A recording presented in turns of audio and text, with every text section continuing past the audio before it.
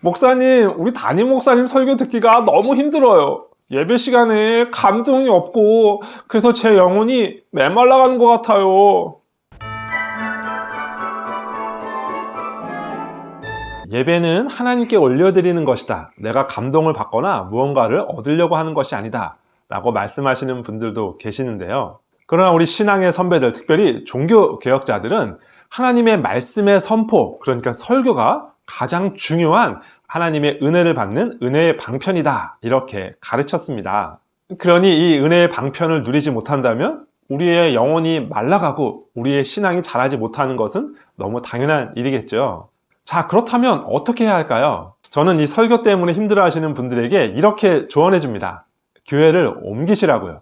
잠깐만요. 여기까지 들으시고 그래, 교회를 옮겨야겠다 라고 생각하시기 전에 여러분이 다음 두 가지 케이스 중에서 어느 곳에 해당되는지를 꼭 점검해 보아야 합니다.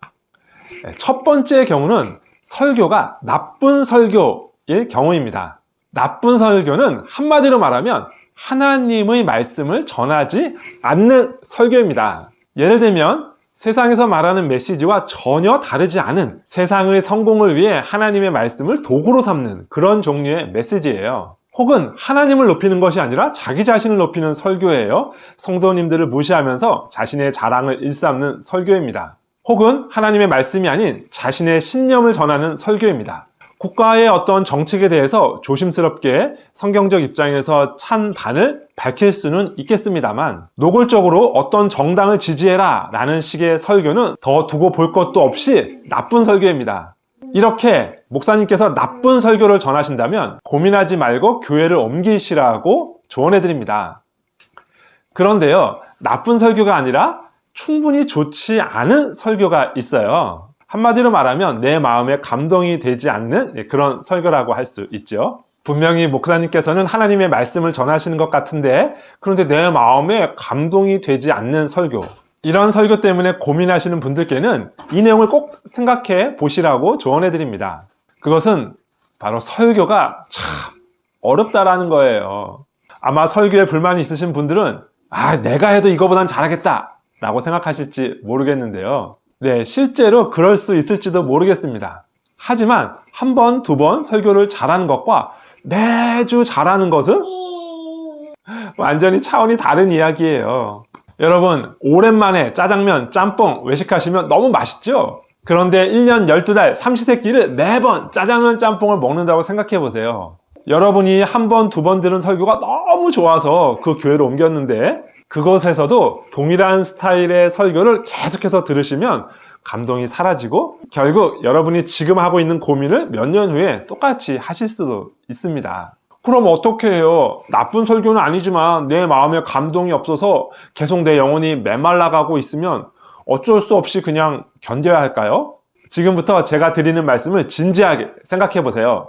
스위스 제네바에서 기욤 파렐과 장 칼뱅이 함께 작성한 것으로 전해지는 제네바 신앙 고백서는 참된 교회의 표지를 이렇게 정의합니다. 그분의 거룩한 복음이 순수하고 신실하게 전파되고 선포되고 들리고 지켜지고 그리고 성찬이 올바르게 집행되는 것. 우리는 교회의 말씀이 잘 선포되는가만을 가지고 좋은 교회의 기준으로 삼으려고 하는데요.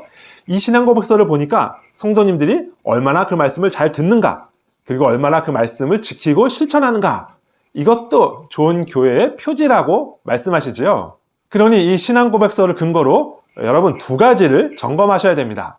첫 번째는 여러분이 설교를 잘 듣고 계신지 점검해 보아야 해요. 제 목회 경험상 이 예배당의 앞자리에 앉아서 예배를 드리시는 분들은 언제나 예배를 통해서 깊은 하나님과의 교제를 경험하세요. 그런데 늦게 오시는 분들, 그리고 예배당 맨 뒤에 앉으시는 분들, 이분들은 대체로 예배에 불만이 좀 있으시더라고요. 여러분의 예배의 자리는 어디신가요? 두 번째, 여러분의 삶이 어떤지를 점검해 보아야 합니다. 제가 군대 신병 때 힘들게 훈련을 받다가 교회를 갔던 때가 기억나는데요. 그 첫 예배 때 설교를 들으며 엄청 울고 감동했던 기억이 나요. 그런데 병장 때 교회를 가니까 별로 감흥이 없더라고요. 설교는 그대로인데 제 삶의 모습 때문에 어떤 설교는 감동이 되고 어떤 설교는 몸이 건조해졌다라는 거예요. 우리들의 삶에 말씀대로 살려는 분투가 없으면 어떠한 설교를 들어도 우리의 마음에 감동이 있을 수가 없습니다. 그래서 저는 이렇게 말씀드려요. 이 두 가지 사항을 다 점검했는데도 설교에 문제가 있는 것 같다라고 판단이 드신다면 그때는 교회를 옮기시는 것이 좋겠다, 이렇게 권면을 드립니다.